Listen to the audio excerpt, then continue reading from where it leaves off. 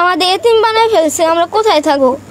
আমার বাবাটা কিভাবে নিষ্ঠুরভাবে আঘাত করছে, পাথর দিয়ে কিভাবে মারছে, কিভাবে রাস্তায় ফেলে মারছে।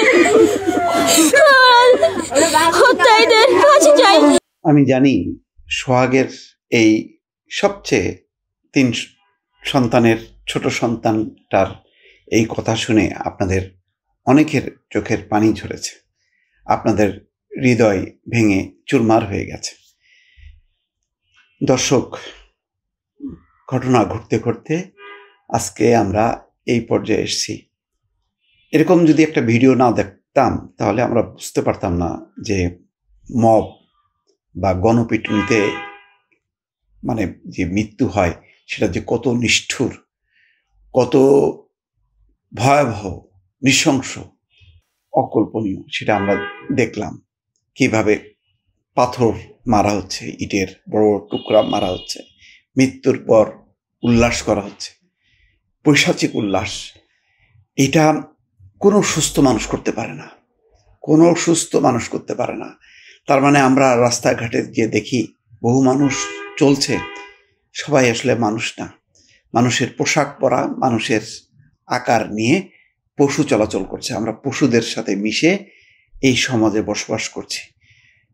নতুবা কিভাবে পারে ঠান্ডা মাথায় এইভাবে হত্যা করতে? মানুষ রাগের মাথায় গুলি করে বা ছুরি চালায়, সেটাও বোঝা যায় যে এটা আকস্মিকভাবে সে উন্মাদ হয়ে যায়। কিন্তু এটা তো একেবারেই পরিকল্পিতভাবে দেখে দেখে মারছে, ছটফট করছে, নড়াচড়া করছে, তারপরও পাথর মারছে। দর্শক, আমি কালকে কয়েকটা ভিডিও দেখতে পারিনি, কিন্তু আজকে বাচ্চাটার, সোহাগের ছোট ছেলেটার কথা শুনলাম। 3টা বাচ্চা, মা মারা গেছে, মা নেই। তারা বলছে এই কান্না জড়িত এই কথা যদি আপনার আমার বিবেককে যদি নাড়া না দেয়, আমরা যদি শপথবদ্ধ না হই যে বাংলাদেশের মাটিতে আর একটাও, এটার শেষ এন্ড, আর একটাও হত্যাকাণ্ড ঘটবে না এইভাবে জনসম্মুখে, এমন প্রতিজ্ঞা কি আমরা করতে পারবো? আমাদের সারা বাংলাদেশের মানুষের ভেতরে কি এই ঝাঁকুনিটা আসলো কিনা আমার এটা প্রশ্ন। দরকার হয় এটা প্রত্যেকের হাতে হাতে দেয়া হোক, দেখানো হোক যে ওদের বিবেকটা কাঁদে কিনা, আর পশুদেরকে আলাদা করা যায় কিনা। দর্শক, এটা আসলে সহ্য করার মতন না। আপনার আমার প্রত্যেকের ঘরের সন্তান আছে। শুধু চিন্তা করেন, আপনার আমার পরিবারে যদি এরকম একটি ঘটনা ঘটত, আপনি এটা নিয়ে তামাশা করতেন, রাজনীতি করতেন, নাকি এই ধরনের ঘটনার যে ভয়াবহতা, যে আমরা কোন যুগে, কোন আদিম যুগে, কোন প্রস্তর যুগে আমরা বসবাস করছি, শুধু কল্পনা করেন। এটা হয় কোনোদিন? আপনি, আল্লাহ মানুষকে জীবন দেয়, আবার জীবন কেড়ে নেয়, তাই তো? আপনি কোন ধর্মের বলেন, আপনি কোন বর্ণের বলেন, আপনি কিভাবে পারলেন?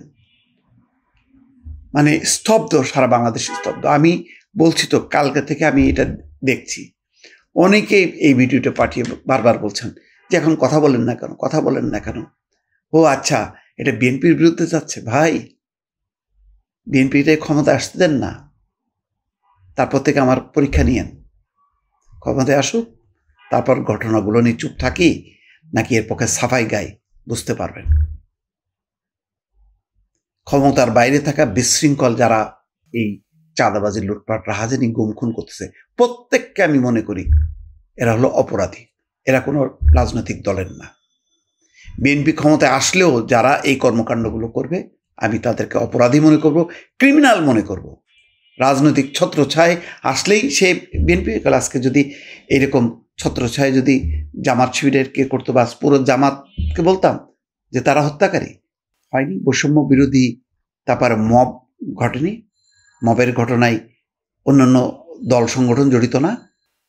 সেগুলিকে সাপোর্ট করব। কিন্তু আমি আজকে কাঁদছি, শুধুমাত্র সারা বাংলাদেশ কাঁদছে এই বাচ্চাটার কথা শুনে। এরকম মর্মান্তিক পরিণতি দেখে আপনি আমি সবাই কিন্তু আসলে এই বাচ্চাটা কানলো বলে আপনাকে আরও আলোড়িত করছে। কিন্তু আপনি চিন্তা করেন, শুধু মাথার মধ্যে নেন একবার, চিন্তা করেন যে কোনো দল না, মত না, এরকম একটি ঘটনা ঘটলো। সে ছাত্র দল, ছাত্রলীগ, শিবির বা যেই হোক না কেন, আপনি তাকে তার রাজনৈতিক পরিচয় নিয়ে ব্যস্ত থাকবেন? তার রাজনৈতিক পরিচয় নিয়ে ব্যস্ত থাকবেন না এই মানুষটাকে চিহ্নিত করবেন? এই ধরনের পশু কতগুলো আছে খুঁজে খুঁজে আপনি বের করে আইন শৃঙ্খলা রক্ষাকারী বাহিনীর হাতে দেবেন। সমস্যা হলো যে আমরা নিজেরাই বিচার করে বসে যাই, করে আর একটা অপরাধ করি। হতে পারে সোহাগ খুব খারাপ লোক, আপনি এইভাবে মারবেন যার জন্ম দেওয়ার আপনার ক্ষমতা নেই আল্লাহ ছাড়া, আপনি তাকে তার জীবনটা কেড়ে নেবেন? দর্শক দেখেন, ওই তার মেয়ে বলছে যে আমরা এখন এতিম হয়ে গেছি, এখন কোথায় গিয়ে দাঁড়াবো? বাবাকে যারা হত্যা করেছে তার বিচার চাই। বিচার তো হবে, কিন্তু এই মর্মান্তিক ঘটনাগুলো কি বন্ধ হবে কিনা? সকালে নিহত সোহাগের লাশ তার স্বজনরা ঢাকা থেকে বরগুনায় নিজ বাড়িতে নিয়ে যান। পরে বরগুনা সদর উপজেলার 7 নম্বর ঢলুয়া ইউনিয়নের ইসলামপুর এলাকায় তার মায়ের কবরের পাশে তাকে দাফন করা হয়। পরিবারের সূত্রেও জানা যায়, সোহাগের বয়স যখন মাত্র 7 মাস তখন বজ্রপাতে তার বাবা আয়ুব আলীর মৃত্যু হয়। জীবিকার তাগিদে তার মা আলেয়া বেগম শিশু সোহাগ এবং তার 2 বোনকে নিয়ে বরগুনা ছেড়ে ঢাকায় আসে। ঢাকাতে পরে সোহাগ মিটফুড এলাকায় মেসার্স সোহানা মেটাল নামের একটি দোকান চালিয়ে জীবিকা নির্বাহ করতেন। তিনি তার স্ত্রী লাকি বেগম এবং সন্তানদের নিয়ে জিঞ্জিরা, কদমতলী, কেরানীগঞ্জ মডেল টাউন এলাকায় বসবাস করতেন। নিহতর পরিবার জানায়, সোহাগের ব্যবসা প্রতিষ্ঠান থেকে প্রতি মাসে 2 লাখ টাকা চাঁদা দাবি করা হতো। চাঁদা দিতে অস্বীকৃতি জানানোয় অভিযুক্তরা তার দোকান তালাবদ্ধ করে দেয়। বুধবার বিকালে সোহাগকে বাসা থেকে ডেকে নিয়ে চাঁদার জন্য চাপ প্রয়োগ করে। তিনি চাঁদা দিতে অস্বীকার করলে তাকে আটকে রেখে নির্মমভাবে মারধর করা হয়। পরে পাথর মেরে তাকে হত্যা করা হয়। সোহাগের বোন ফাতেমা বেগম বলছেন, আমার ভাই 10-15 বছর ধরে ব্যবসা করছিলেন, প্রতি মাসে 2 লাখ টাকা চাঁদা দাবি করা হতো। ভাই তার ব্যবসাটাও কেড়ে নিতে চেয়েছিল, চাঁদা দিতে অস্বীকার করায় তাকে ডেকে নিয়ে মারধর করে পাথর দিয়ে হত্যা করা হয়। আচ্ছা বলেন, একটা দোকান যদি 2 লাখ টাকা যদি চাঁদা দেয়, তাহলে এটি কোনো ব্যবসা করবে নাকি চাঁদা দেওয়ার জন্য সে ব্যবসা খুলে বসছে? কি হবে? বহু ব্যবসায়ী আমাকে অনেকেই বলছে ভাই একটু রিপোর্ট করেন, এই যে ফার্নিচার ব্যবসার দোকান থেকে এই পান্থপাথরের কোনায় এখন নাকি নতুন চাঁদাবাজরা আসছে, যাদেরকে নেতৃত্ব দিচ্ছে লোকাল লেভেলের এই যুবদল বা স্বেচ্ছাসেবক দলের ওরা নাকি আরও চাঁদার হার বাড়িয়ে চাঁদা নিচ্ছে। আগেও চাঁদা দিতে তো, এখন আরও হার বেড়েছে এবং চাঁদা তাদের কাছ থেকে তোলা হচ্ছে বলে রিপোর্ট করেন। বাইরে ঠিক আছে, বুঝলাম আপনি চাঁদাও নিয়ে করেন, কিন্তু তাই বলে আপনার মৃত্যু?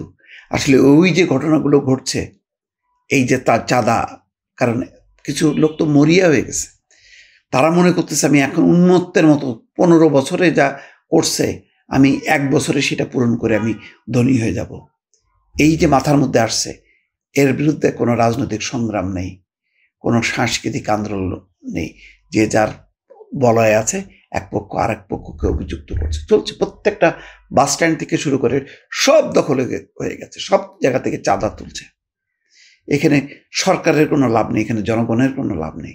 লাভ হচ্ছে কিছু নেতার, কিছু মাস্তানদের, কিছু মাফিয়াদের, নতুন মাফিয়া চক্র মাস্তানদের দাপট এখন অস্থির। তার প্রভাব আজকে সোহাগের এই নির্মম পরিণতি। দর্শক, এর বিরুদ্ধে লড়তে হবে। লড়াই সংগ্রাম ছাড়া কোনো মুক্তি নেই। ভালো থাকবেন। আল্লাহ হাফেজ।